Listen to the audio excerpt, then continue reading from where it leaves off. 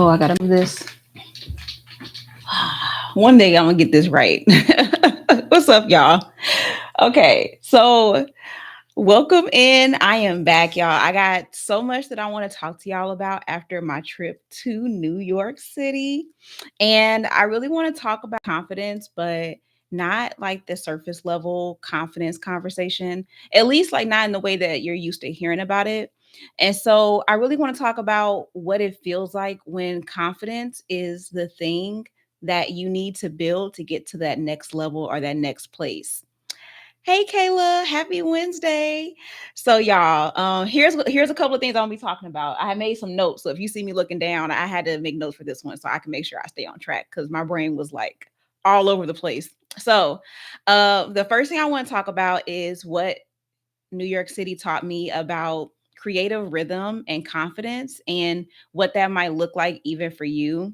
I want to talk about the moment that hit me hard when I went to the Met Gala, not the gala, the Met exhibit. So I went to see the Fine Tailoring Exhibit and at the Met, and y'all, it when I tell you it blew my mind, and I'm gonna be sharing my screen and showing y'all some pictures too. So get ready for that. I want to also talk about how it affirmed the work that I'm doing and how important fashion is, and even some of the people that I'm going to talk to y'all about how they viewed fashion, and they are not they were never fashion people, that they weren't fashion designers. And I think that that's probably going to be the most exciting and interesting part about the conversation, because I think that we feel like fashion is just for the designers and the stylists, but fashion is for everybody. And so I'll get into that more. But the other thing that I want to talk about is what I learned, like what I gleaned from the Permission to Put It On brand style challenge. And I want to shout out a couple of people that participated in it too. So if you didn't get to participate in it, you didn't sign up for it, you missed it, and that's okay, because I am going to be running it back sometime, but I don't know when that's going to be just yet. But I want to talk about what that was like as well. And then I want to give y'all a preview of what's next, because we have a socially awkward hour coming up that I am so excited about, and I'm co-hosting it with Kayla the Angel. And I want to talk about some of the things that I'm doing just to create some new offers for y'all, some things that I want to share with you that are ways that you can work with me and ways that you can really get the ball rolling with the stuff that you want to do for yourself and for your business. So we're going to get into all that good stuff. But before I get into it, y'all check in with me and let me know how you are doing, where you're tuning in from. I want you to answer this question. I'll make it simple to engage, but on a scale of 1 to 10, how are you feeling today? One being trash, like let's throw the whole day away, and 10 being this is amazing. Basically, I'm skipping instead of walking. Like life is amazing. Okay. So y'all let me know how you're feeling, how you're doing. Even if you're watching the replay, let me know how you're feeling. How you feeling about this week? How you feeling about today? Let me know. Okay. I think for me, I would say that I say I'm at like a 8. And I didn't it's not it hasn't been like the most stressful day or anything like that, but it has been more challenging for me to kind of like, okay, let's go. Let's do this. Let's do this. And I'm gonna tell y'all a little bit about what my experience was like this morning, because I'm trying something different in my routine. And so I'm gonna give y'all all the tea on that too. Kayla says she's at an 8. I'm feeling good today. 2 consistent days of my morning routine and waking up at 6 a.m. Work's been productive, ready to be outside in this sunlight though. Yeah, after this live, y'all, I'm going back outside.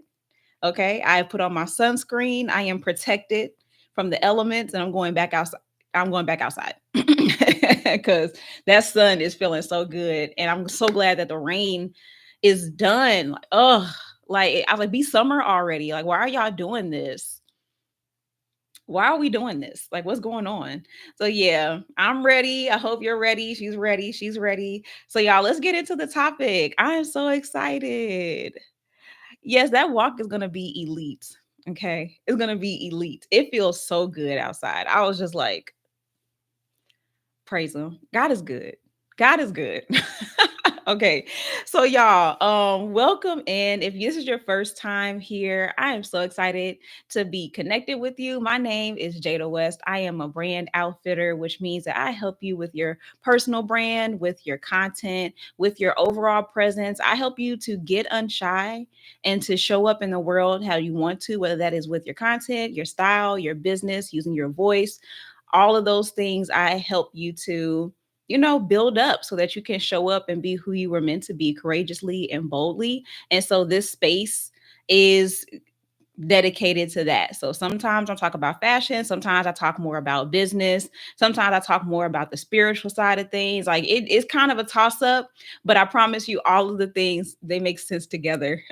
'Cause that's just how my brain works. I'm working through it, y'all. I'm working through making it make more sense, but that's also going to tie into the topic I want to talk about today. But welcome in. If you are a multi-passionate creator, if you are a creator in general, especially if you're a creative entrepreneur, then I think you're going to love this space. The people that are here already that I've connected with are some of the dopest people that I know in the world.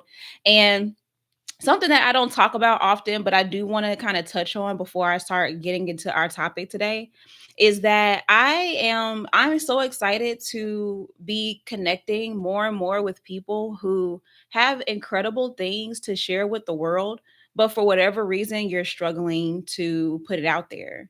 You are struggling to speak up and to speak out, or you are struggling to stop shrinking or holding back who you are when it comes to stepping into a room, going out to events, making new connections, speaking on camera. You have all of these amazing ideas and perspectives that we need to hear, but you're not sharing it with us for whatever reason.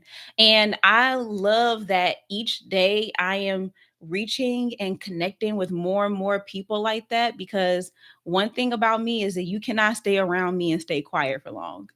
Okay? Like it's just not possible. It's not possible.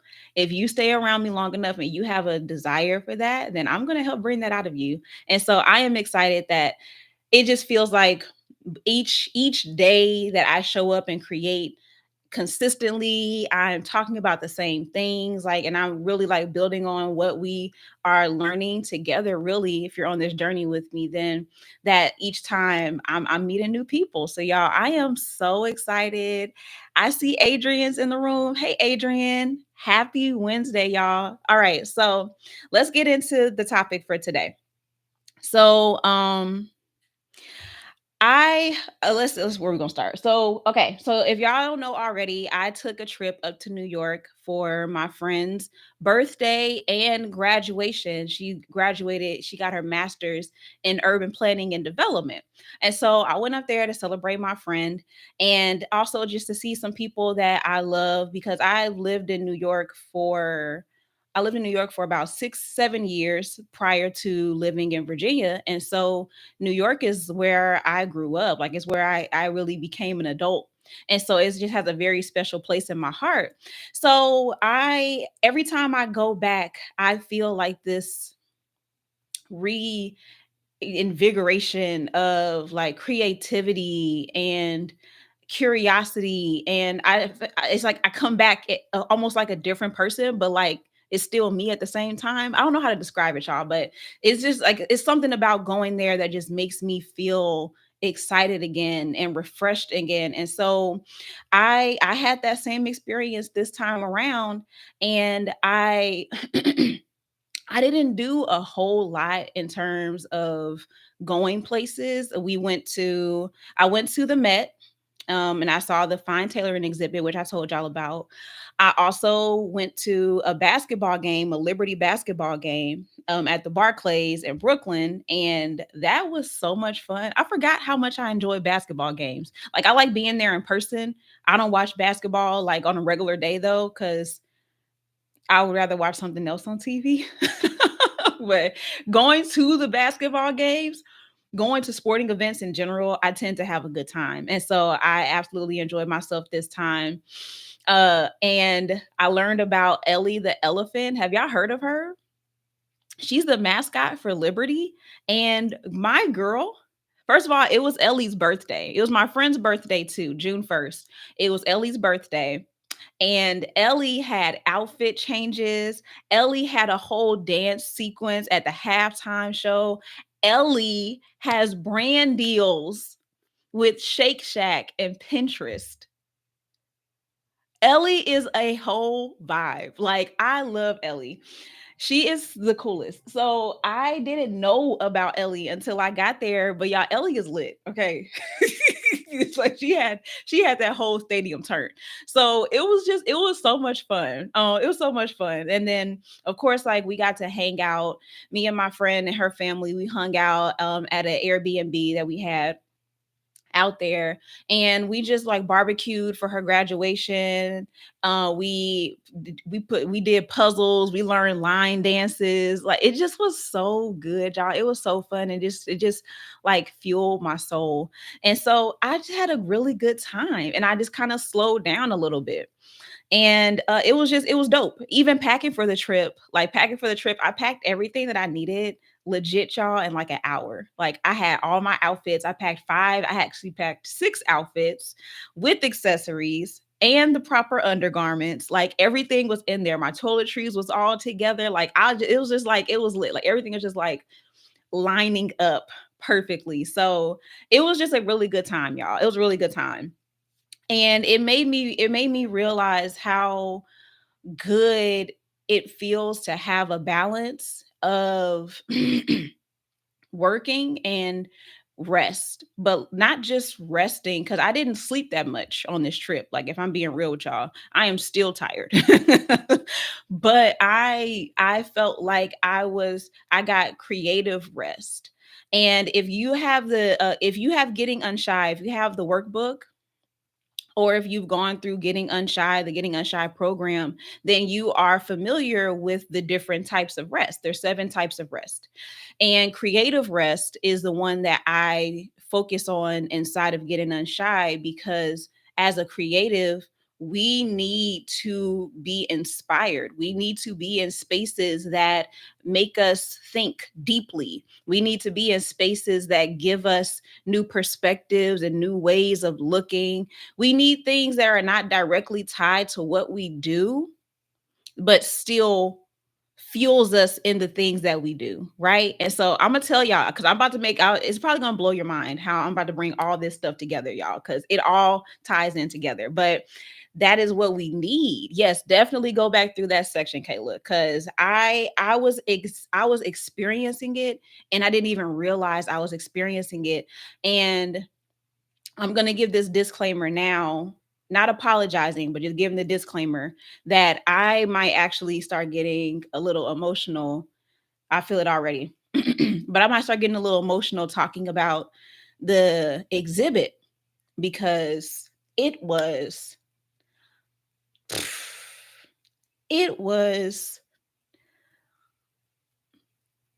affirming. It was uh exciting. It was healing to see a entire exhibit in a museum filled with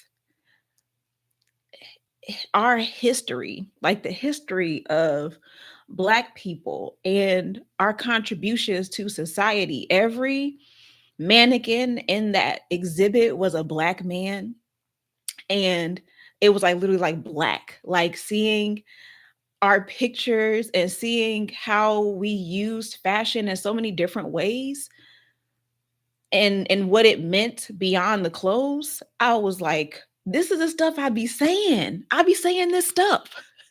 And look, it's here. So when I get into it, I want y'all to really just, I want you to look at it from a place of just being able to relate to it however you can, like from where you are. You don't have to be a fashion expert, you don't have to care about fashion, really, to be able to appreciate what it is that I'm going to share about the exhibit and what I gleaned from it. Because like I said earlier, fashion is for everybody. But to see the pivotal role that fashion played for us, it just was like it was a hit after hit after hit after hit, y'all. It was so good. And so just being there, being in that place, being in New York, I love New York. It just brought up so much energy that I think that I needed, and I didn't even realize I needed it, because again, I wasn't there for me, I was there for my friend. But y'all, it was good. After this is done, y'all gonna probably want to run up. You're probably gonna want to run to New York. Okay, you're gonna want to run because it was so dope. Okay, so I'm going to share my screen in a second, and I'm going to show y'all the pictures that I took from the exhibit. And I'm just going to kind of like walk y'all through it. Actually, let me start sharing now so that you can see. And we're going to like, hopefully, window. Yeah. We're going to hopefully, it's going to hopefully feel like you're kind of at the exhibit with me. Let me see how it looks on this. Okay. So let me make myself. So, all right. I think I need to go back one. So when you first get into it, I called it fine tailoring. It's super fine tailoring, y'all. So when you first walk into the Met, this is like what you see. And so this is where you would go to get your tickets, right? And you see they got it up there, and they show all the different exhibits. And so I actually I went to the desk and I got a map, and the woman there, she showed me exactly where to go to like get to the exhibit and everything. And so when you get to the space that the exhibit is at, you'll see like they have the tables filled with, it's a little choppy, I apologize, y'all, but you see the tables filled with different books written by Black people. Some of them are about fashion, some of them are just about Black history in general. And it's set up like a atelier, which is basically where you would go to get your clothes tailored. And so they had different tables. These are some of the books that were there. You see Law Roaches on there. Um, I heard about that book Fashion Killer before, but I had never read it. Andre Leon Talley, y'all, he is all up and through this exhibit. He was RIP, but he was an amazing innovator when it came to the fashion. And he was absolutely a Black dandy. Like he always described himself as a dandy. So it's just cool to see him also get his get his respect, and be honored in the exhibit, especially because he passed a few years ago. But if you watched Project Runway, he was a judge for a few seasons of not Project Runway, of America's Next Top Model. He was on there. Okay, so these are some of the this is I think this is a Louis Vuitton bag, and it has like these like paper or like fabric flowers on it. And it just there was different things in the exhibit that some of them were like standalone, like accessories. There was so much gold, which y'all know I love. I'm wearing gold right now, even a gold shirt. But there's so much gold and just like decadence and regalness and like so much like pomp and circumstance, and it was the most exciting thing to look at. But these are some of the artifacts that were there. And when you go in, you also see mannequins dressed in these clothes, and some of the clothes are from like this decade, so 2000s, early 2000s, even the 90s. And then some of the things go back to like the 1700s, 1800s. So there's a lot of variety in the time span. But each section of it is kind of grouped together by concepts. So the different concepts that fashion played for Black people. So sometimes some sections were about freedom, some was about respectability, some was about there's another one that just escaped my mind, but I have some pictures of it so you can kind of get an idea of that as well. But one thing that is really cool about it that you'll start to learn when you go into the exhibit is that the pictures that you see that were painted, the portraits that you see that were painted, were commissioned of the people by the people that owned the black people. So the people that were the slavers or the owners of the black people, they would commission these portraits to be done of the enslaved people. And so if you see them dressed like this, they wanted the black people that work for them to be they wanted them to represent their status basically. So like if I look good, if I'm royalty, you got to look the part as well. And so it became a way of it started out as a way to claim ownership of black people, but black people took it and we made it something that helped us to elevate in status. And it also kind of like set us apart in a sense of I'm not going to allow you to project what you believe black people are onto me. Like it gave us a way to reclaim our identities. And even in some of the pieces, like you'll see that there are some nods to like African cultures as well. So this is like an example of some of the interactions that black people had with white people that you don't really hear about in history, that's not really depicted. But when I was going through it, y'all, I was starting to see just how powerful and how revolutionary style was and how important fashion was. So let me go to one and show y'all because I took a lot of pictures. So the first one that I didn't know like the history behind it. But do y'all know about the zoot suit? Have y'all ever heard of the zoot suit before? If you haven't, it's this. But it's basically the suits that were around like during like Harlem Renaissance time. And they have really broad shoulders, square shoulders, and a very slim frames, as you can see here. Yeah, when I show y'all these quotes, you're gonna really see what I'm talking about. And so you see here, it's got a very slim waist and a long coat, almost like a dress. Like if I had this blazer now, I could literally wear this blazer as a dress. But this is called the zoot suit, and the zoot suit was created by Black people. Okay, so we were the ones that developed this, and it was used by people for different reasons. But the one of the ways that it was used as a form of protest was by women. When women would wear this, it had a masculine edge to it, but it also was more feminine and it fit the woman's petite frame. So like as you see here, like it's cut here at the waist instead of it being a straight down, boxy blazer.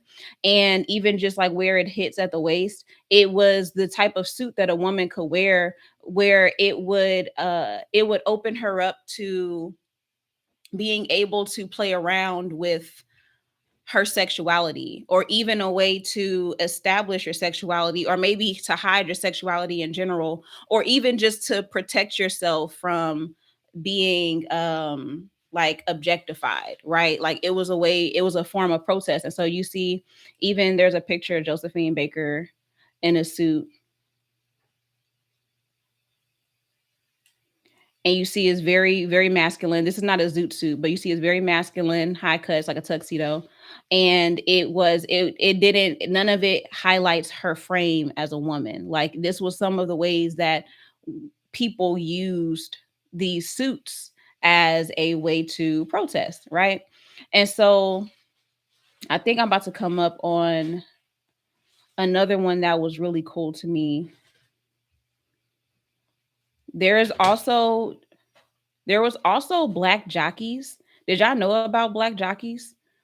So when they first started, it was they were enslaved, and their owners would put them into the races to win them money basically. But as time progressed, their black jockeys were basically dominating the sport, story of our lives. And they started to like systematically like cut them out of the field. And so now, even if you look at the equestrian space, there aren't a lot of black people in it, but we were very integral in that space. And so this is one of the suits. This is what their uniform looked like. But it also was important because when, as a jockey, you don't have to, your uniform is not a team uniform, it's an individual uniform. So it was a way for them to express their individuality. It was a way for them to be in something that wasn't slave clothes. It was something that like they were able to really put their personality into, to a certain extent. And so this was why they had this one featured here. But you see, like it you don't think about it, but even when it comes to sports and the influence that sports has on fashion, like everything that exists, it can go back and trace back to fashion. So yeah, that is, no, that's facts, Caleb. Literally just mad. Okay, so here's one of the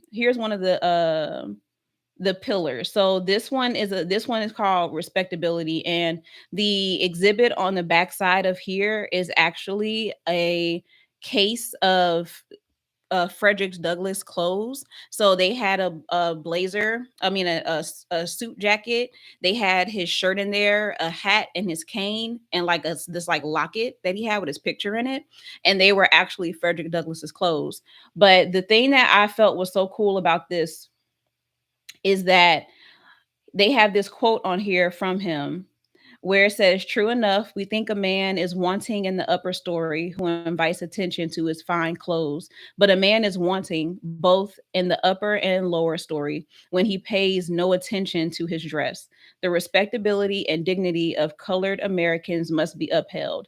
And this is from the book, There's Something in the Dress. And people don't typically think about Frederick Douglass when we think about fashion, because he was not a fashion designer, right? Like he wasn't in the fashion space. This wasn't his wheelhouse. But even Frederick Douglass understood the importance of dressing well and the power that you have in dressing well. And even when it comes to black people, we have a very tricky history when it comes to respectability politics. When we talk about, like, wearing bonnets in public or dressing up as a way to appease white people, like there can be a lot of disagreements on both sides just within our culture when it comes to dressing well. And this was still true even then. He wrote this in 1855. Even in the 1800s, people who dressed this way, the people that were the dandies, they were ostracized.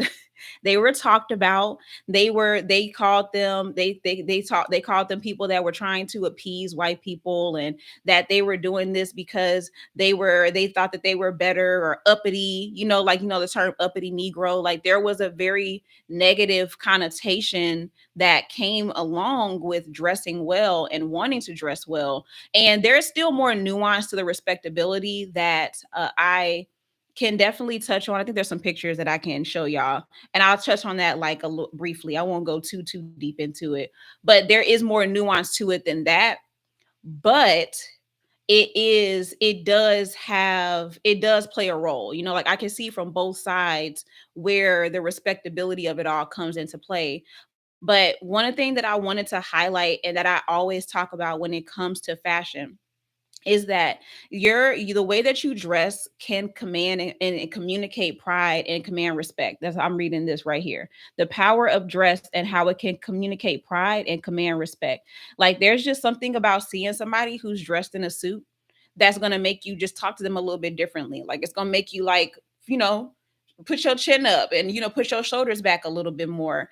Is something about somebody who you see who puts time and attention and care into how they show up when they leave the house, that you're going to treat them differently. They're going to command a certain level of respect than the person who's pulling up in their pajamas and a bonnet. And it doesn't mean that one person is better than the other, but it does mean that you are going to receive a different level of treatment from people. And for me, I think about how something as simple as what you choose to wear can either be a powerful tool to help you, or it can be the thing that makes things more challenging for you. And I don't think that people like to talk about that, or they don't like to hear that because of whatever their challenges are when it comes to fashion. But one thing that you can't negate is that it exists. Like, you are going to receive a different level of treatment or a different form of treatment based simply off of how you present yourself. And so it's so cool to see how deep it went, even at a time in the 1700s where they were very intentional about their dressing. Like, they were intentional about their style, even though it wasn't bold or it wasn't the most creative or the most artistic. It was still intentional. When I leave the house, I'm presenting myself in a particular way because I know that it is going to put me at a different status. It is going to command a different level of respect from people. It is my armor. It is my protest. It is whatever it is that I needed to do. I'm using it as a tool. Y'all get where I'm going with this? Yeah, it's an act of self-love and knowing your power. Exactly, and owning it. And so one thing also that was cool that I liked about this is that tailoring was something that, as Black people, we knew how to tailor some clothes now. Like, it was one thing, it was one of those things that, and I can actually show y'all a picture that kind of backs this up. It was one of those things that led to freedom for us. Like, there were so many Black people who were um sewers or sewists, or they were tailors, or they had a business that revolved around clothing, because again, we couldn't shop everywhere. We didn't have access to everything. And even now, clothes are not designed for our bodies. So being able to have these tools, these skills at your disposal, gave you the opportunity to dress your best, and to also give you an avenue for which you can make money and have a source of financial freedom, and even something to pass down to your family. And so I love that it was something that was, again, like I said, passed down. The techniques were learned even at HBCUs, and I'm gonna show y'all a picture of this. But I'll read this last part and then I'll move on. But style icons such as Andre Leon Talley, who I mentioned before, um, they have continued to demonstrate that the impeccable, well-made suit endures as a form of pride and protection. And I love, again, this nod to what dressing well really meant beyond the clothes. Like, it just is, people just don't realize what we have at our disposal just by choosing to be intentional in how we dress. So this is a picture of some old fashioned tools. So these are tailor shears, and shears are scissors. They're scissors. But one thing that y'all got to know about fashion shears, or about tailor shears, is that they are like your right hand man when it comes to sewing anything. And shears are they're scissors that you specifically use for fabric. You do not use it to cut anything else. Like, you protect your shears at all costs. Okay, I have two pairs. They're from this brand called Ginger, and Ginger is this like incredible, like, it's like heavyweight there's some they are some of the best scissors in the world, y'all. Like they are so good. But I've protected those shears. I've had them for since I was in college. So even before college. So I've had them easily for at least 10 years. And like you don't everybody knows in my house, do not touch these. You do not use these scissors. If you need me to cut something for you, I will cut them. But you cannot use it on anything else. No paper, no plastic, nothing. They are strictly for clothes, fabric only. And you go and you get them sharpened and oil. Like there, it's a whole thing, but you protect your shears at all costs. This is all these are rulers. And this one is one that folds. So I think it folds so that you can use it like at an angle. The one that I have is metal. It doesn't fold. It's just like a L, but you use that for making patterns. And this is also the tracing wheel, which you put the tracing wheel down. You put the fabric down first, then you put a piece of tracing paper down, which is like it's like chalky kind of consistency. You put that down, and then you use the tracing wheel. You put that down, then you put the pattern down, and then you trace the pattern with the wheel. And when you pull it up, you see the chalk marks or the outline of the pattern, and then you would use the shears to just cut the pattern piece out. But this is these were used, I think this one says these were used in London, but there was a video of them training people at Spelman. Actually, was it Spelman or Howard? It was Howard, training people at Howard on how to tailor. So if you are a Howard alum, your school is a really important part of our history, especially when it comes to fashion. So this was, I think this is a video, and so it's going to be a couple of these were the women that were teaching how to sew. These were the men that were in classes learning how to sew. So men and women, we were all in there in the studio sewing together. But they were the first. They were some of the first at Howard doing that. And here is, I think this is the video that I made of Frederick Douglass's clothes. So y'all, this man like he got his pocket watch, his glasses. I forgot all this stuff was in here. But these were his actual clothes, like his cane, his jacket, his top hat. Like this man, like he's when he stepped out. Okay. Like he was like, I'm gonna look my best. I'm gonna show up looking like I need to. And so as I was going through this exhibit, y'all, and this isn't even half of it. There was so much there to see, but you'll see even like nods to African culture here and incorporating that. And this was where the protests would come into play, and even just the pride in our history and who we are. Yeah, he was suited and booted. The pride in who we are, and this beanie, it's not the same beanie that he had on, but like this would be something that he might wear with this like white suit here. And so it was our way of subtly showing our pride and our connection to our history, to our ancestors, to the motherland, and how all of the things that we do, all the ways that we dress, and how we have influenced fashion, it was intentional. Like it all serves a purpose. Let's see. This one I thought was really cool because this one was about, sorry, my shirts are doing something weird. This one was about Black people being able to travel. And so let me go back to see the picture. I mean, see the video of it. So this was a suitcase that was designed. Oh, here it is right here. So this is a jacket. I mean, not a jacket, a suit that was made out of, I think it was airline tickets or just like different airlines. Can y'all see that? So it's like different airlines or different countries on there. And it was a nod to this here.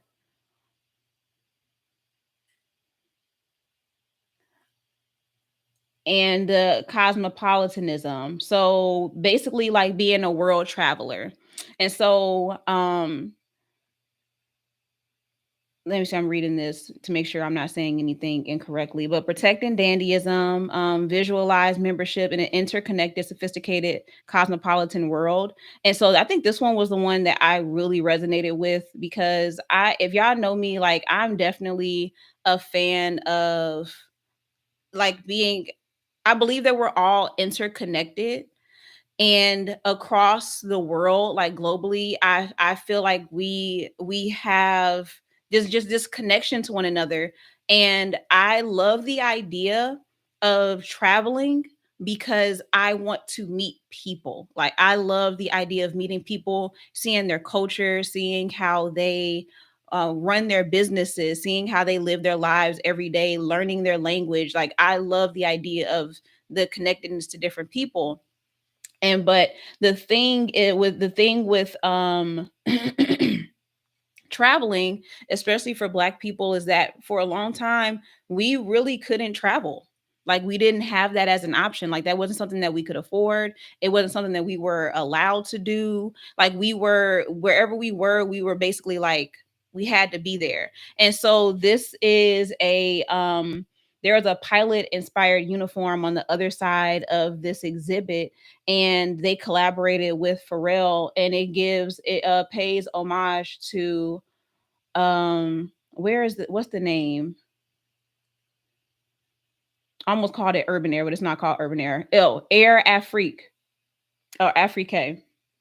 And it was an airline that was created for Black people to be able to travel. Like it was something where I think the pricing of it was something that was the pricing was more affordable, and it was created by Black people, so you didn't have to worry about like the segregation or even just like not being able to travel because you were Black.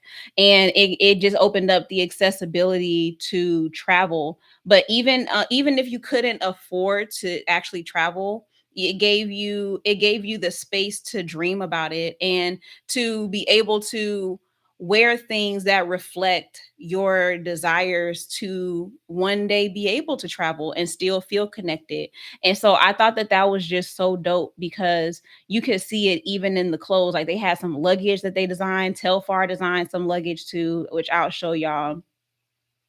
But it was made in the spirit of accessibility and the idea of being able to to to transcend the barriers that kept you stationary. Yeah, exactly, Kayla. Transported. And so let me see this last here. And these are just like some passports and like some travel documents over here on the side. Um, Yeah, so ensembles is clothes embodying the transcendent possibilities of movement across the globalized world. So again, y'all, it was so it was so dope and it was so inspiring and there were so many different areas. Here's the no, this wasn't the yeah, Telfar's over here. I think that's the picture. Let me go over. Yeah. So that's the luggage. I think that's Louis Vuitton. And then that's Telfar's. And then this is like passports. So it's like a jacket inspired by travel. And they're using passports as the inspiration. And then there was one more that I wanted to touch on because we cannot talk about Black dandyism without talking about sexuality and the fluidity, gender fluidity in fashion. So let me see if I can find the video.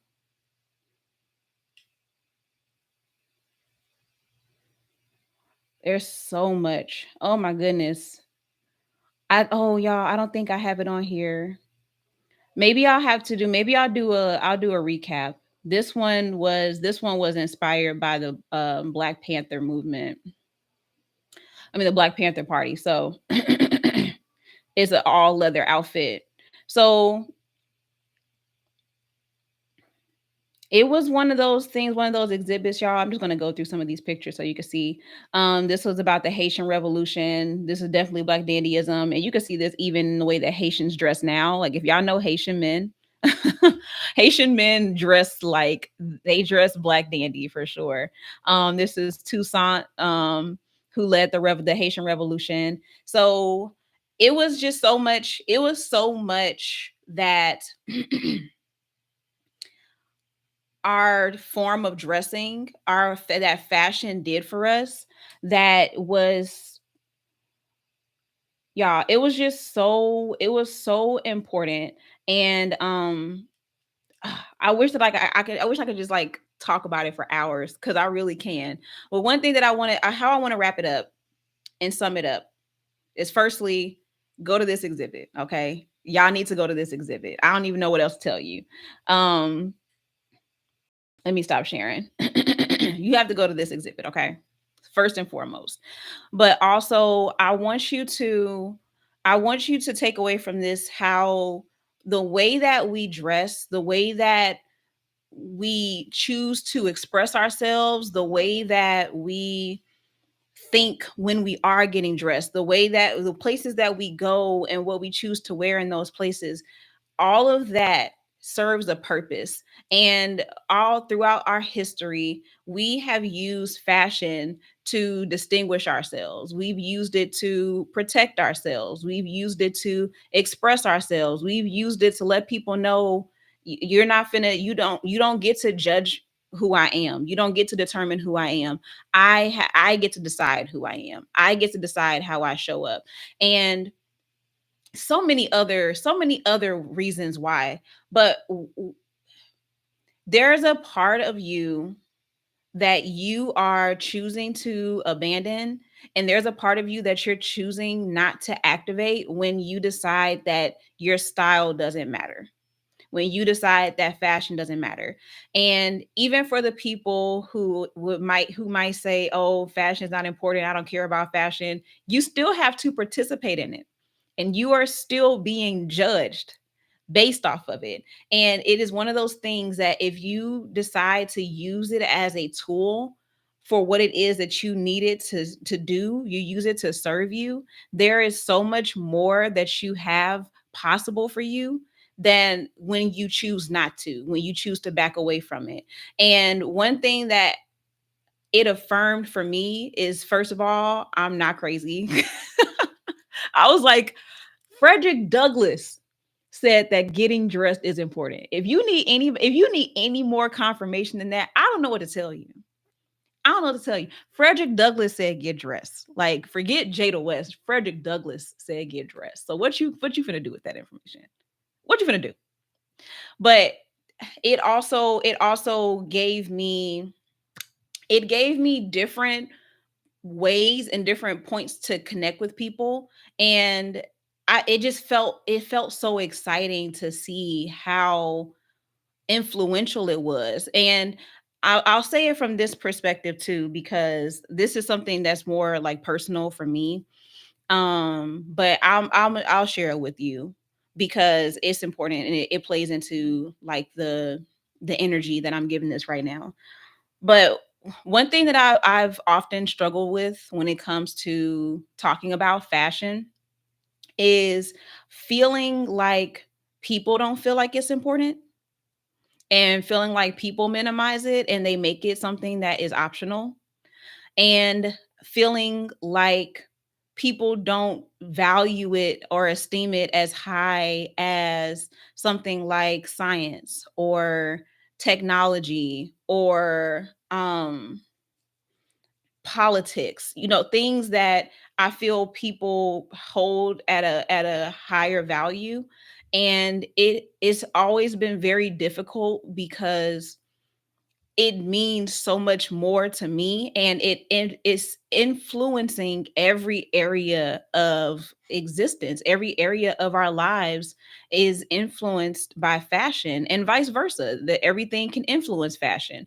But to be able to see how pivotal it was in different times in our history, even if people were not fully aware of what it was that they were doing when they put on that blazer with the gold tassels, or when you got dressed and you put on that rope gold chain back in the 80s, or when you choose to, dress like somebody like Prince and have a real deep cut blouse on with lace and frilly sleeves. You are making a choice, but they may not have recognized how deeply impactful that choice and that choice of expression was and what that meant.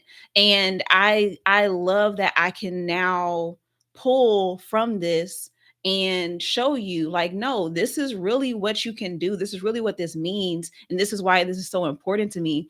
And so that's what I meant by, like, it was deeply healing. Like, it was so healing just to be seen and to see our resilience, to see how the things that white people have tried to take from us and snuff out, we came right back around and was like, actually, ours, mine.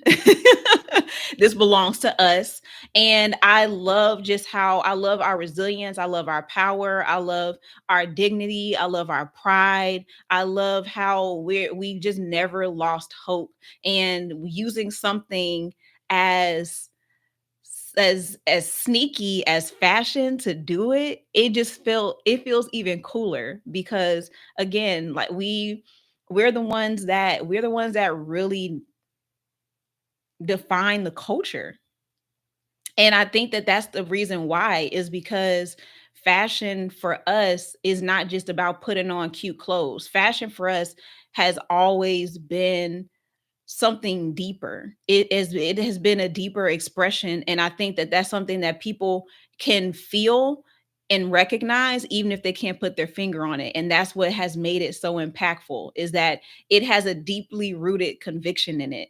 And so, one more thing that I didn't show y'all, this wasn't connected to the Met Gala, but this is connected to the topic at hand. I saw this book. Let me see if I can find the book real fast and share my screen again. I found this book about sewing for Black girls. I went to this bookstore, and it was filled with, I think it was actually a Black owned bookstore, but it was filled with books written by Black people. And it was, here it is. It was literally, if y'all, it was literally me in a book. It was literally me in a book. Let me show you. Okay. I feel like I'm like that proud mom that's like showing her kid vacation pictures. I'm showing y'all so many pictures. Okay. So this book, Black Girl Sew, and it had this foreword in the book that talked about the mission, like the why behind this book. And so it has all these different projects on here, and they are all kind of like give like rooted in royalty, and and giving Black girls a space to not only be creative, but also to empower them. So let's see, look right here. So it says, welcome to Black Girl Sew. We are so excited for you to join our world of sewing to create your own fashionable, stylish wares. We made this book for you because there's nothing else like it that exists. Inside, you will learn how to make and discover things. You will uncover new information, find out more about the fashion industry and those who have impacted it, and have some fun along the way. And on the backside of the book, I don't think that I show it here, but they have a mission that is rooted in, oh, please tell me I turned it around. Dang it. They have this mission that's rooted in teaching fashion design, also in entrepreneurship. And it was one more thing that was in there in that short bio. And I was like, it's me. It's me. Like, fashion was like my way out. It still is. Like, it's my way out or my way in. And thinking about how it's been such an important avenue for us to be able to be entrepreneurs, to be able to express ourselves, to be able to be included, to be able to adjust our crown and recognize who we are and where we come from and where we're going and what we stand for. Like it's always been so much deeper than fashion. And so seeing that and seeing like the different words, especially seeing fashion and entrepreneurship together, I was like, yes, yes, yes. It just made me feel again so affirmed in what I'm doing and what I'm talking about. And it was just such a cool way, a cool reminder. That book was in like an entire, like that was like I zoned in on that book. And it was actually when I walked into the bookstore, it was, you know how sometimes the books are turned out so you can see the front of the cover and then some books are turned to the side. This was one of the books where the cover was turned to the front and it was like on the display. And so I was like, was this really for me? Like I emotional. Like I said, y'all, it was an emotional weekend, but it was just such a good one. And um it really did something for my spirit. Like it did something for my soul. So that's that. That's that, y'all. So what did y'all think about it? What part of what I showed you about the exhibit was exciting to you? I would love to hear what y'all thought about it. Again, I only showed you maybe like 30% of the exhibit. There is so much there, so much to see. And ah, it's amazing. It's definitely worth the visit. It's worth the trip. But y'all, yeah, tell me what you liked about it. Um, and I'm gonna go into because I tried to keep the Met Gala part to a minimum, y'all, but it really did excite me. It really did excite me. Okay, so hmm, let me kind of reset it just a little bit so that yeah, I'm trying not to be frustrated by how long that little section was. Oh man, but it really does. It does excite me for real. Okay. Adrian said there is power in what you put on. Yes. Love to hear it. I need to leave soon, but can't wait to hear the rest later. Thank you so much for stopping by, Kayla. Yes, and y'all, if you are enjoying this, make sure that you tap the screen. You can tap the heart. Also, if you no, that's not what I want to say. Tap the hearts to boost the live and also share this out to somebody who is in a space where they may be feeling stuck. Yeah, that's what I want you to share it with. Share this with somebody who may be feeling stuck and who is trying to understand what it is that they're missing because maybe they have the business ideas and maybe they have an idea of what they want to do, but it feels like they're hovering around the same space. They're hovering around the same problems or even kind of like in a cycle. I realize I'm moving in a circle. They're kind of stuck in the same area and not knowing what to do next, not knowing what that looks like, not knowing what it is that they're missing, like what's not clicking, Stephen. They're not sure what that is. Share this with that person because this next part of this conversation, I am going to get into confidence because that's what the title of this live is all about, and the confidence that you need to get to the next level. And what I realized for myself, what that looks like for me. And in this conversation, I am expecting for you to be able to recognize what that might be for you as well. And I can tell you off rip that I know that a lot of people are going to resonate with their style being the thing that is holding them back. And I know that might seem like how, what does style have to do with it? But y'all already know I'm about to make it all make sense, okay? But yeah, so share it out, tap the screen if you're enjoying this, and then let's get into it, okay? So this is the phrase that came to my mind when I was thinking about what I was gonna do this morning, okay? So the quote is confidence comes from consistency. Okay. Confidence comes before consistency, and consistency comes from clarity. All right. But the only way you're going to have clarity is if you are real honest about what is holding you back from getting what you want. Okay. Not the cute surface level stuff like, oh, I just need to be more consistent. No. Or, oh, it's life is just really hectic right now and I got a lot going on. No, we have to start to really slow down, sit with what's really happening with us and be honest about what it is that is holding us back. And so, of course, y'all know I'm gonna share mine. One of the things that I had to be honest about was where I was spending my time, and not necessarily because I was wasting my time, but because I was in a place where I was kind of feeling like I was pivoting every other day. And you might be able to relate to this too. And that this it might be contributing to the cycle that you feel like you're in. And maybe it doesn't even feel like a circle, because mine didn't feel like a circle. Well, it kind of did, but it almost kind of felt like it was like here, then here, then here, then back here, then here again, then back here, then up here, then back down here. Like that's kind of like what it felt like I was doing. Like I was kind of like turning like all around physically, or not physically, but like, yeah, like internally, that's what it felt like. But externally, that felt like, okay, I need to rebrand. I need to pivot again. I need to do this instead. I need to tweak this offer. I need to add this to this service here. Or I need to start doing this instead. I need to switch up my content this way. And I'm constantly shifting and moving and got all this stuff kind of like scattered around.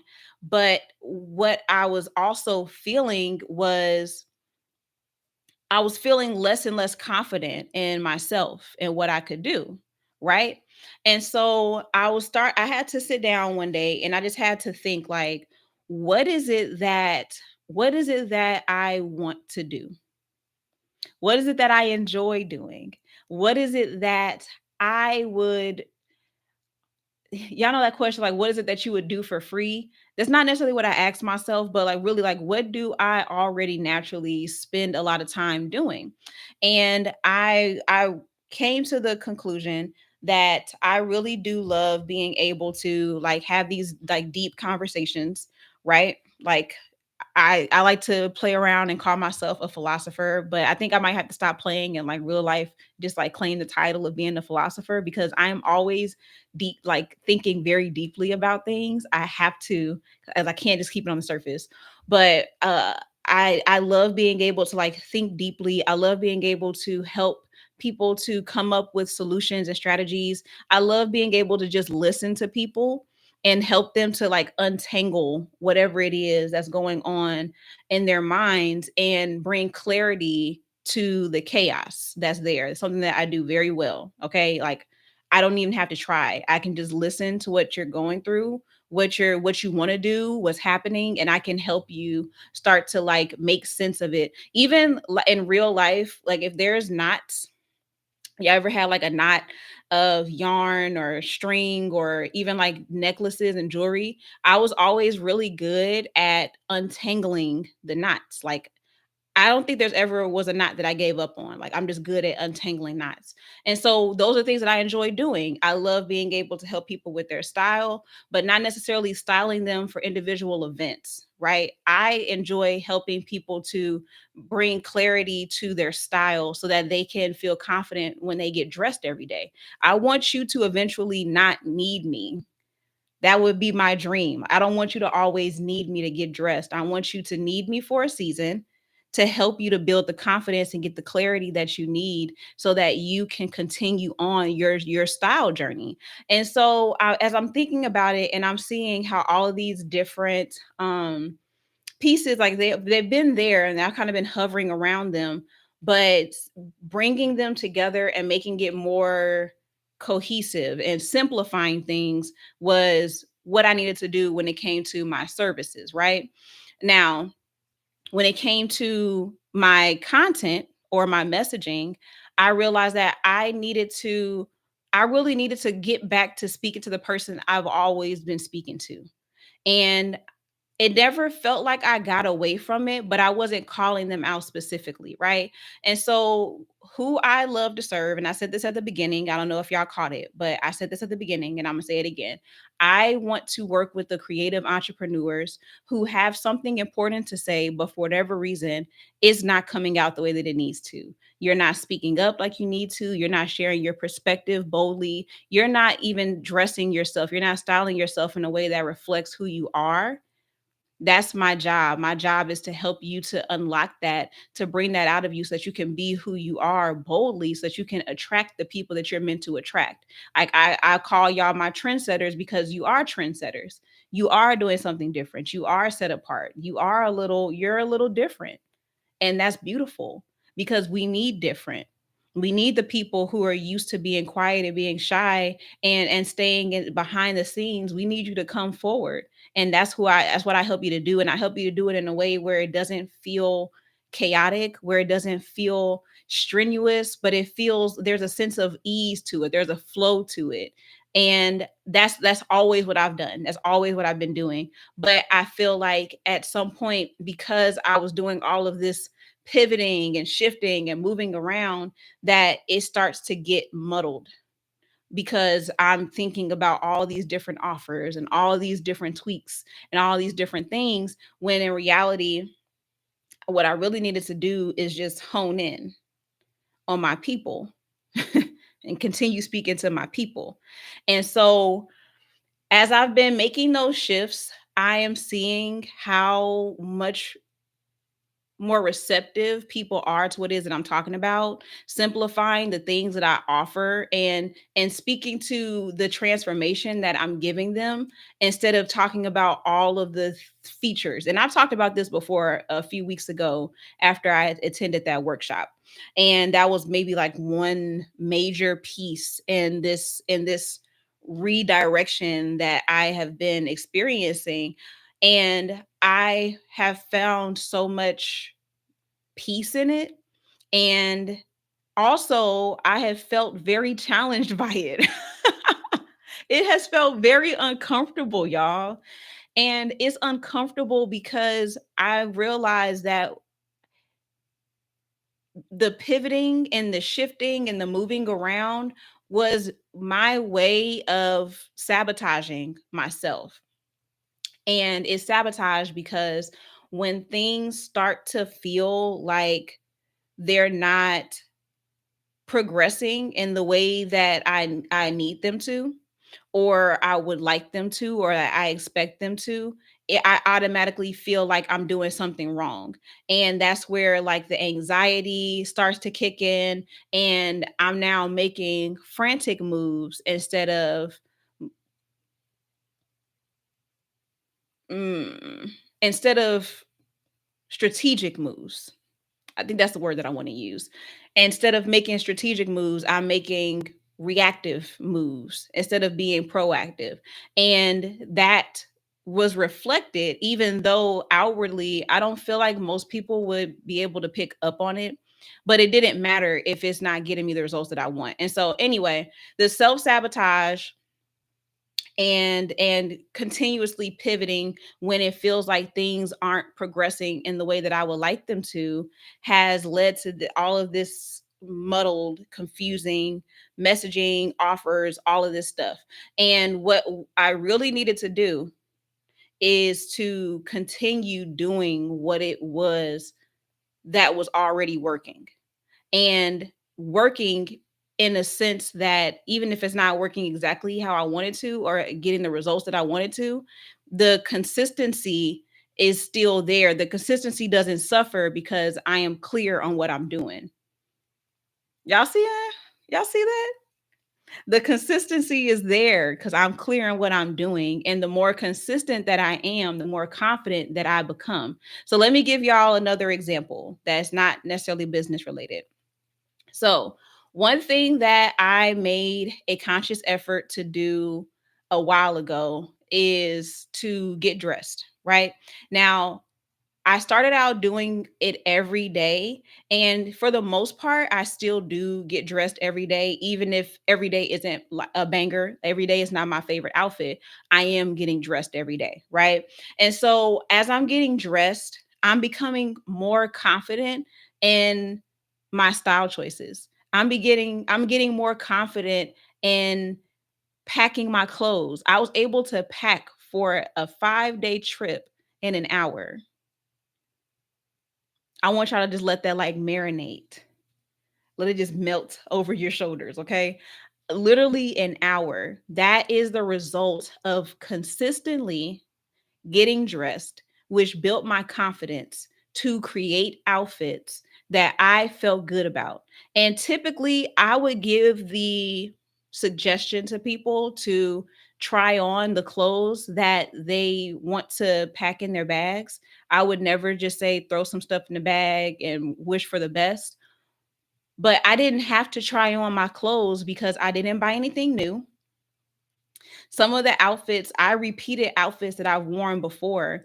And even when I got to the trip, on the trip, I remixed what I had a little bit and I made adjustments and I still felt confident in what I wore, even in the adjustments that I had to make to the outfit because I wasn't feeling how I didn't like how my stomach was looking in the mini skirt. It just didn't feel comfortable. So I made some adjustments to it. And after that, I felt amazing in my outfit again. Like I felt excited. And so the consistency is what built my confidence. And the clarity is in how I want to show up, how I want to dress. The clarity is in the clothes that are remaining in my closet. The clothes that are in my closet are clothes that I like, they're clothes that I wear. So I am clear on how I want to show up, how I want to dress. Even if that fluctuates from day to day based on my mood, I still have a closet full of clothes that I am sure about. Consistency builds your confidence, and consistency comes from clarity. Y'all, it has been messing me up to just think about how simple it is when you just bring it back to home base and bring it back to the basics. And I really do believe that I was able to get a lot of clarity from the trip because I was able to rest. I wasn't necessarily working. I did send a few emails here and there, and I definitely made sure that I recorded content and I had some things set up before I left. But just in general, like the execution of everything was just, it was just me existing, being present in the moment. And all the things that came to me as a result of that, it just was everything that I needed. And so I felt like I was able to not only be affirmed in what it was that I was doing, but I also got more clarity because I was able to just be honest and say, this is what I want to do. That other stuff, not so much. And if this is what I want to do, what do I need to be consistent in so that I can build my confidence in this area and then continue to grow in it? Like, I feel like too often we wait to feel confident enough to start or to feel confident enough to be consistent. But the consistency comes from action, the confidence comes from the action. You can't just conjure it up. Like you can't just be like confident, confident, confident, confident, and then automatically, you don't have any insecurities or you don't feel it, that lack of confidence. It comes from being able to pull up your receipts and say, no, I wore this outfit on that day and that looked cute. Or I changed my dress into a skirt on this day. So now I feel confident in upcycling this skirt too. Or I feel confident in trying this outfit out now. Like it all comes together. And the thing that's so beautiful about having confidence in one area is that it still radiates regardless. So you may not know that I am lacking confidence in financial management. That's the actual one. That's not an area I feel the most confident in. I'm growing in it, but I don't feel the most confident in that. And so you may not know that I don't feel confident in that, but when you see me, I don't look like somebody, I don't present myself as somebody who is lacking confidence. When I show up in a room, I look confident. When you talk to me, I sound confident. I speak confidently. And I love that it transcends, it transcends like all the areas. And I'm saying this not to say that you should only grow your confidence in one area or in one way, especially because I know that like it can be tempting when it comes to business, especially, and to only focus on one area. But when it comes to entrepreneurship, business is personal. And I say that because the more that you develop as a person, the more your business grows. And so you're going to have to confront your lack of confidence one way or the other. And if consistency is something that you don't feel like you have in any area of your life, you are most likely also struggling with the lack of confidence. And it's okay if you are, because again, confidence can be built. But even if you are confident at the area that you are at right now, because I'm bringing it back to the topic at hand. I went on a little tangent there. I'm coming back, y'all.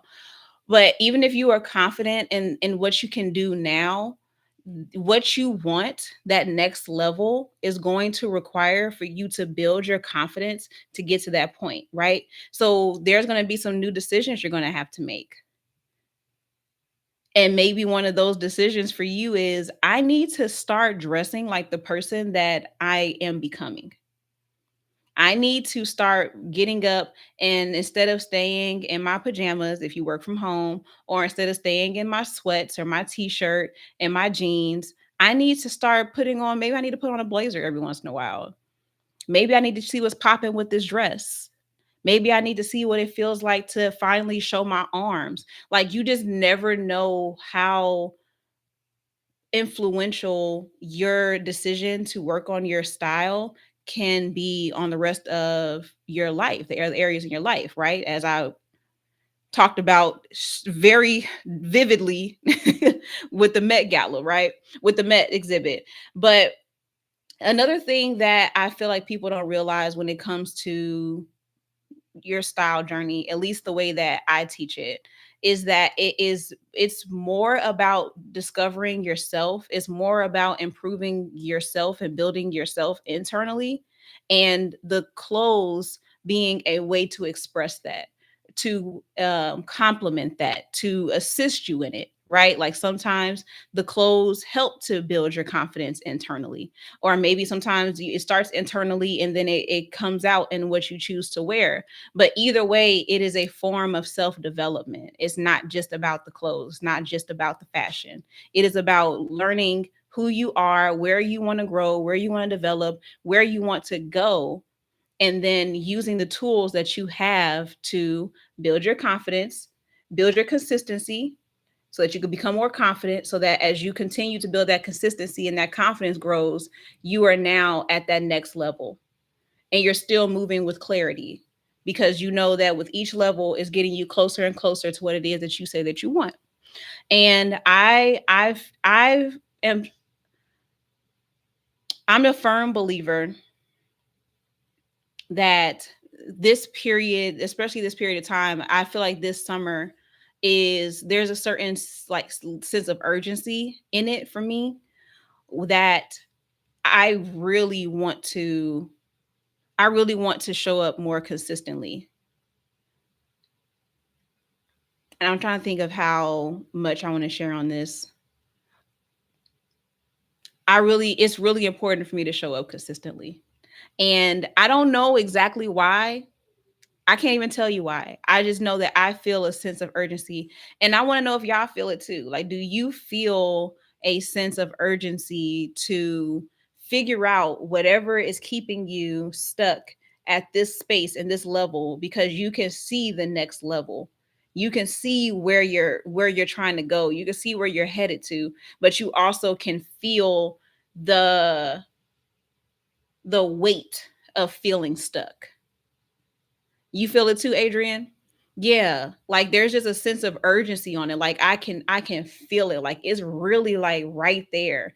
And I feel like I see it even with other people and things that are happening in their lives and how suddenly it's happening, how quickly things are changing when they show up differently. It's not a matter of waiting for your blessings in terms of you just sitting down. There are some things that you actually can do differently, consistently, that will help you to get to that level, to access those blessings. And I think that it's time to work. Like it's time to work. It's time to get what it is that we need together so that we can achieve this and accomplish it. And I want to add this. I feel like I really am going so long, y'all, but please just rock with me on this, okay? I'm gonna be wrapping up in maybe about 10-ish minutes. But there is something that I have been using, and it's called micro habits. Have you ever heard of micro habits before? If you have, just put me. Okay, thank you, Adrian. You rocking with me? Put me. Put a hand up if you know if you've heard of micro habits before. So micro habits are based on this concept that in order to build new habits, the repetition is what builds the habit, not the amount of time that you spend doing it. Okay. So, for example, I have started building the micro habit of stretching when I get up out the bed, right? And another thing to micro habits is that it's easier to build micro habits off of things you already have a habit of doing. So, the easiest thing for me to do to start building a habit is to add it to the morning because everything else is kind of like up in the air right now. I'm doing better. I'm so much better, but I also still have a lot to go. So the most consistent thing in my life is waking up. So I want to start stretching more. So every morning I give myself 1 minute. That's it. I only have to stretch for 1 minute. And the stretch doesn't always have to be like the most like deep, intense stretch. And as a matter of fact, as I've been stretching, I haven't been pushing myself. Like I don't stretch to the point where it hurts.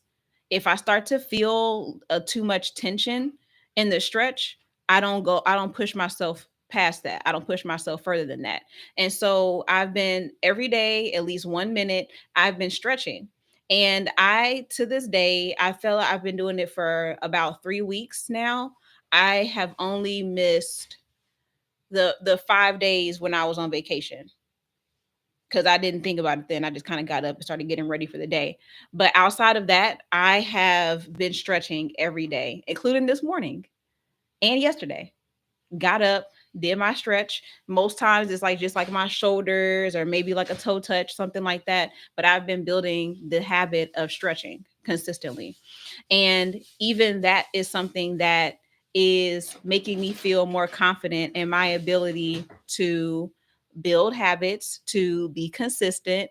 Is making me feel more confident even in my body because even though it's not the deepest stretch, I feel a little bit better in my shoulders.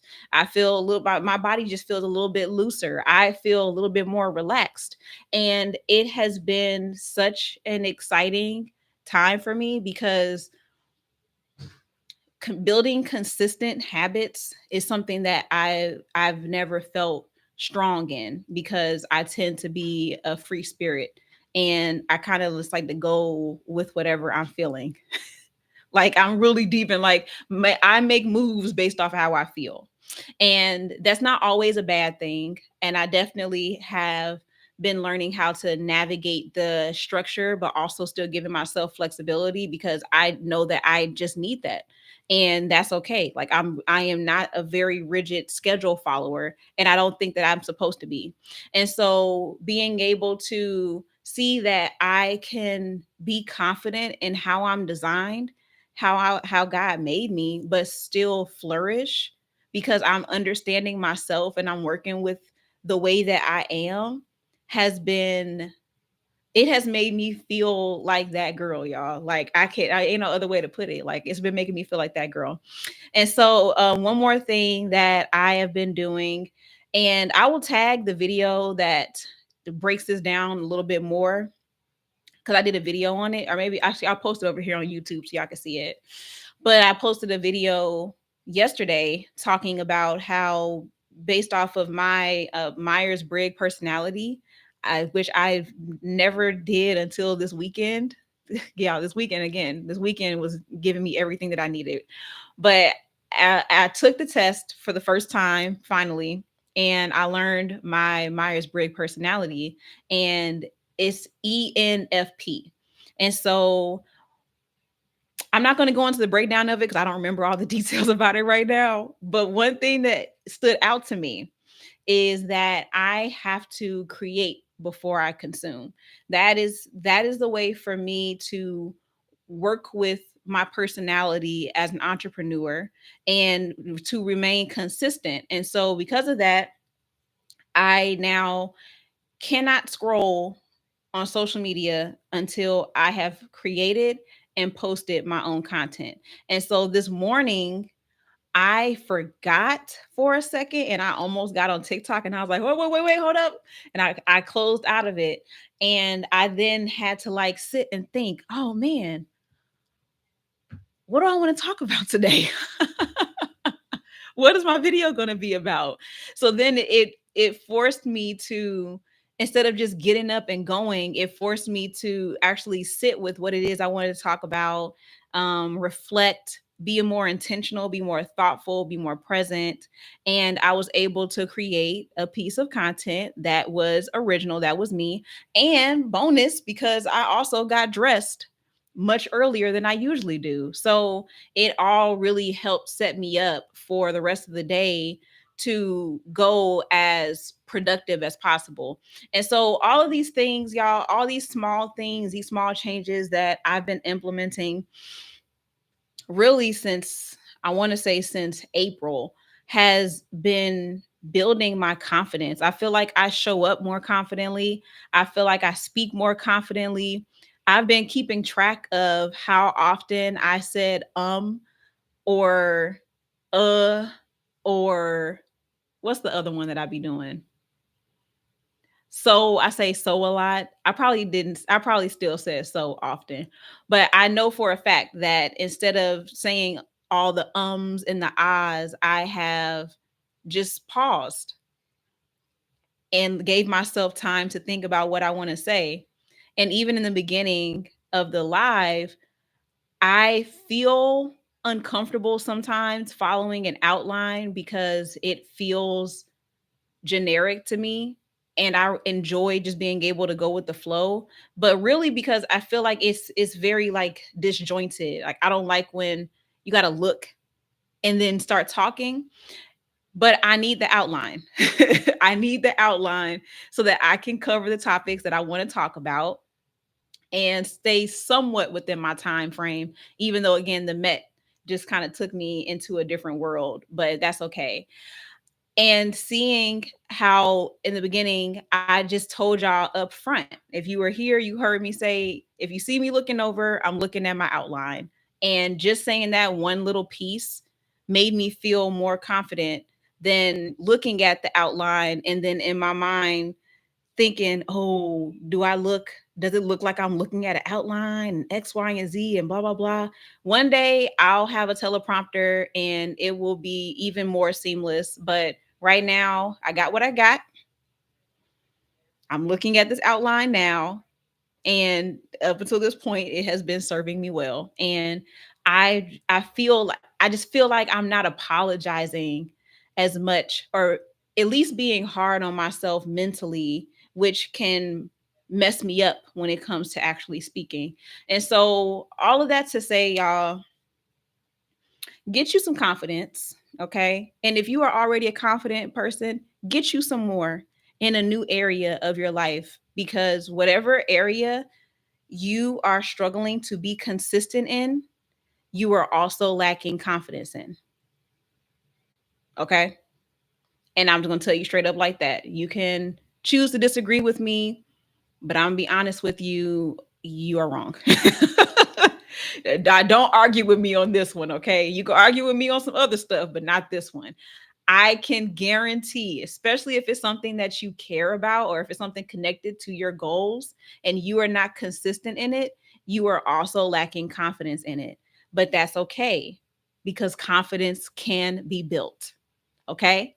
And that's what we are determined to identify and to work towards so that this urgency that we're feeling for this summertime, we are making the best use of that feeling. We're not ignoring it, we're recognizing it, we're tuning into it, and we're flowing with it because it's there to lead us to something incredible. All right. So we're wrapping up, y'all. I will come back. I said that I was going to talk about the socially not socially awkward hour. I was going to talk about the permission to put it on challenge, and I will do a separate recap video for that one just because I want that to have its own space, and I do want to kind of like do a debrief of the entire challenge. So I will definitely come back and do a separate video for that. But what I do want to make sure that I do is I want to shout out Adrian. Adrian, your participation and your reflections on the challenge were so exciting for me to read. Like, I once I'm able to see the pictures, like I can't see the pictures for some reason in the app, but once I'm able to see the pictures, I feel like it's just going to add to the excitement and the joy that I felt in listening to you putting on fashion shows every day and getting dressed and even just experimenting with what you already have. It is literally what I envisioned when it came to this challenge. Yes, thank you. I would love that. So I wanted to make sure that I gave you a shout out because you did an incredible job. I am so proud of you. And I hope that this is just the beginning of you really stepping into like that sexy, sophisticated, uh, I'm trying to remember the words that you use, sexy, sophisticated, liberated style that you want to embody. So congratulations on completing the challenge. And yeah, I had to make sure I gave you that. So shout out Adrian, MVP of the challenge. Okay. Now, some quick updates on what's happening. So if you are in the DMV area, so if you're DC, Maryland, Virginia area, we are having our next socially awkward hour at Lush Cosmetics in Tyson's Corner, Virginia. Okay, so if you are familiar with Lush Cosmetics, they are handmade organic skincare products, skincare, hair care, makeup, and they are like the coolest brand to me. I have loved them for years. They have bath bombs, body butters, soaps, shampoos, conditioners. They have so many different things, and they host workshops where you can make your own products. So we're going to have our next socially awkward hour there. We're going to make our own skincare. And I think we also are going to be doing some hair care products. There's going to be some games involved, and whatever products are in the store, we have the option to make those. So we get to have free reign of the store and to learn about their products and go home with some of our own. So if you want to join it, I am going to put the link to the Google form down here in the description box. You can go and you can sign up. we need to have we need to have at least 6 people secured in the next, I think, the next 2 weeks. So we need to have at least 6 people secured so that we can have the spot. We have to have a minimum of 6 people. So that's the goal that we're reaching. But if you are the seventh, eighth, ninth person, you can still join it. The more, the merrier. There's no limit necessarily, but there is a minimum. So I can't wait to see y'all there. If you're looking to be around some people who are either new to the area, maybe you've been here for a few years, but you haven't really met up with people. Maybe you are a parent and it's been hard for you to get out and connect with people. Maybe you have been living here for years, but you're tired of doing the same old brunch and club and you want to do something a little bit different and you just want to be around some cool creatives. Then Socially Awkward Hour is that space for you. Okay. So make sure if you're interested, go to the description box to sign up. And last but not least, I am offering style strategy sessions for 150.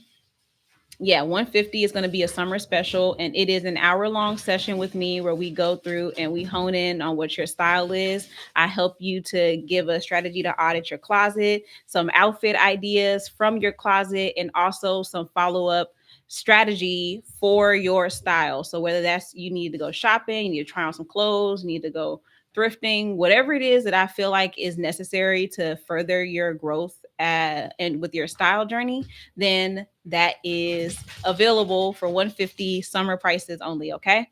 And the last thing, I think I said that was the last thing, but that's not the last thing.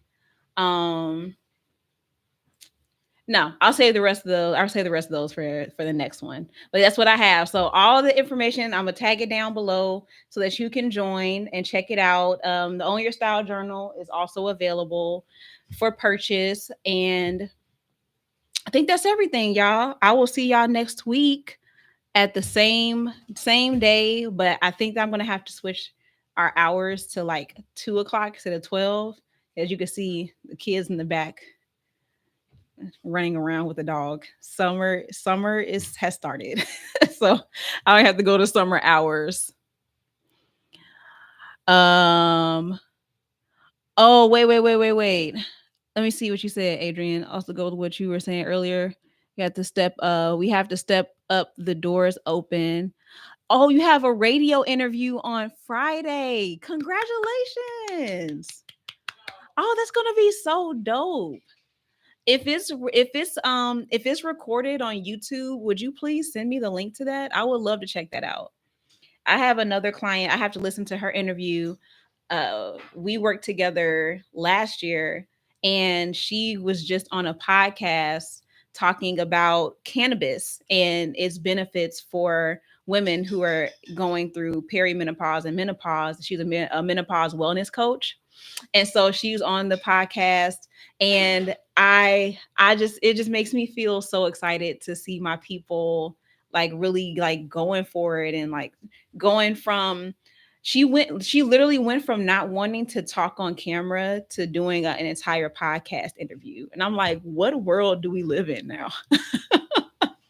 Like that's such a big jump. Like we literally, I had to like really help her to go live on TikTok because she was not feeling it. She's like, I don't want to do it. It's too much. I don't feel comfortable with that. I don't feel comfortable talking on camera. I would rather just, post something with some trending audio.